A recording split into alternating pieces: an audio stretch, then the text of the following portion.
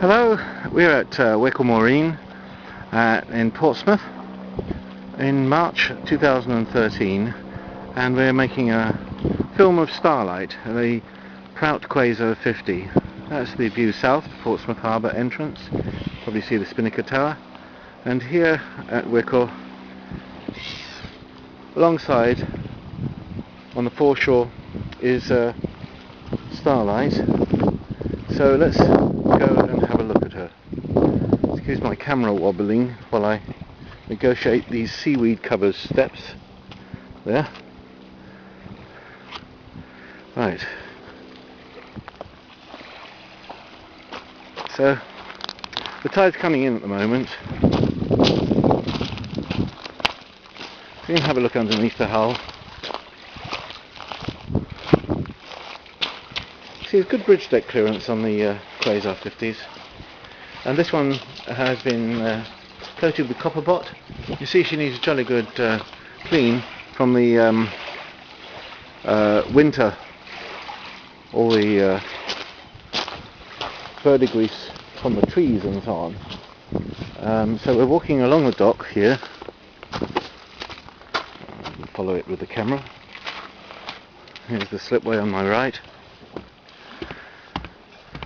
On our left is Starlight, wooden dock, so she's very easy to get to.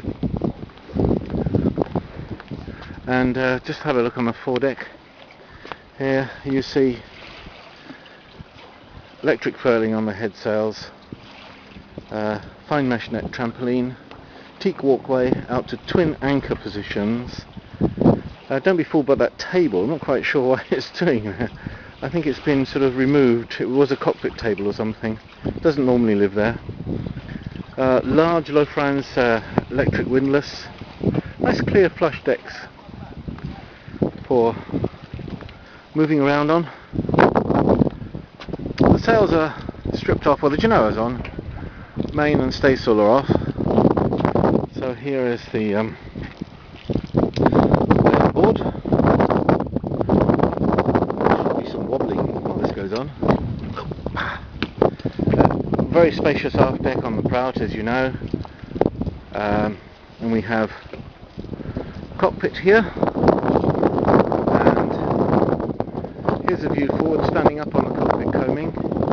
You see solar panels on the roof, coach roof.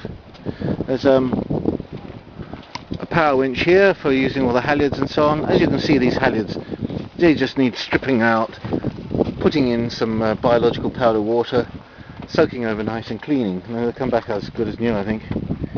Another powered up Bullimore 55, that's two primaries. Here's the button for the switch for the power winch.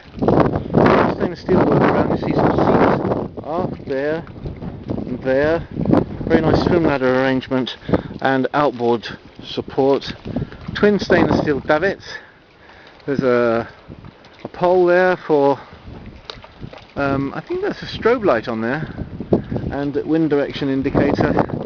And you see there, I think that might be an ampere wind indicator. Looking at the cockpit, this is the view forwards. I'm 6'3", so I've got a clear view forwards there. Engine controls. And pull these up. I think the compass cover has to come off as well. There you go. So in here we have autopilot, wind direction, and I think this could be set up for depth and speed and so on. Engine controls here. Here are the push buttons for the power furlers, obviously engine controls there. I think there's an engine stop, should be another one somewhere. And this is ventilation for the fridge, I would imagine. Very copious cockpit lockers, dangerous amount of storage space, because you know what happens to storage space. And there's a freezer, cockpit fridge freezer. Okay, let's go and have a look inside. I think the camera will adjust as we go in. here's the saloon, and you'll see she is galley up. We have a gas burner. That's a dehumidifier we keep running through the winter.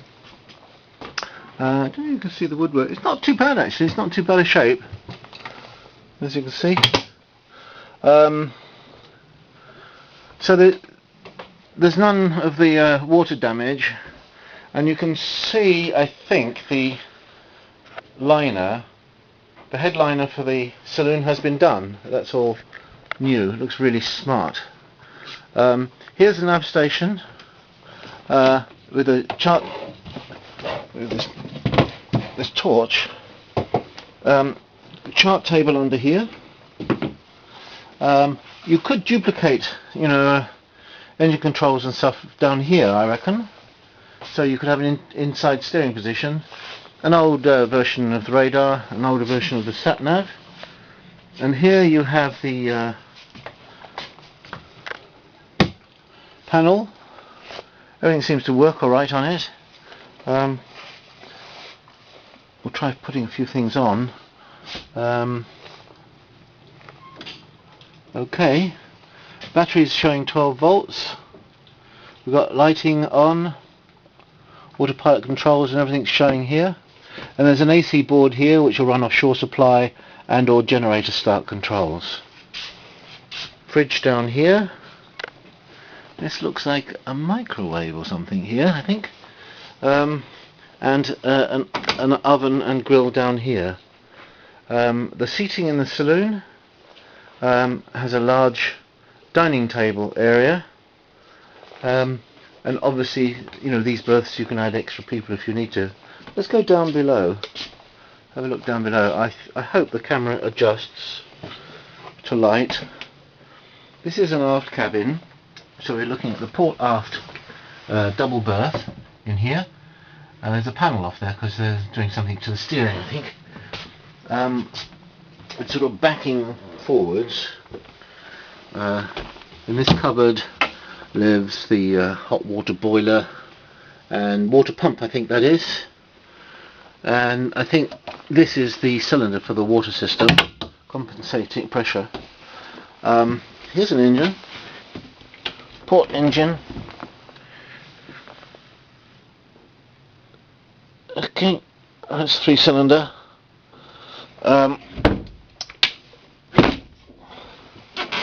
And I think this is an outlet for the Bespacker heater system.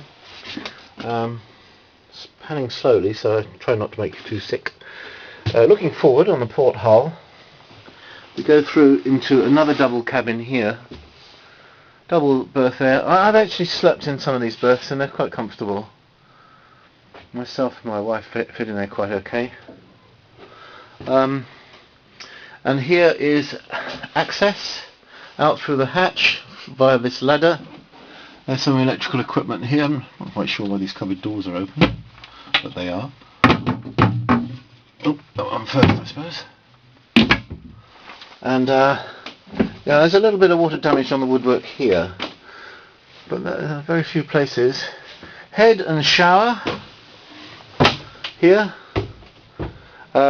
Access way forwards. You can just about see us, I guess, into that locker forwards.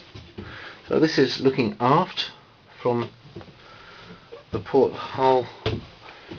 Shower grid down there. I think that, oh no, there we go. That closes up. Everything needs a jolly good clean. That's half the battle, I think, here. It's starting to look a little damp. I mean, the floorings are right. It's just that too could do with a good clean up. There's a cupboard here. Hanging wardrobe. All looking fine. And I don't know if we can get in a bilge. Yes, we can. There you go. That's a tank underneath there, obviously. I think that's fresh water. No, that must be diesel. Okay, let's go across. Have a look at the starboard hull. Yep.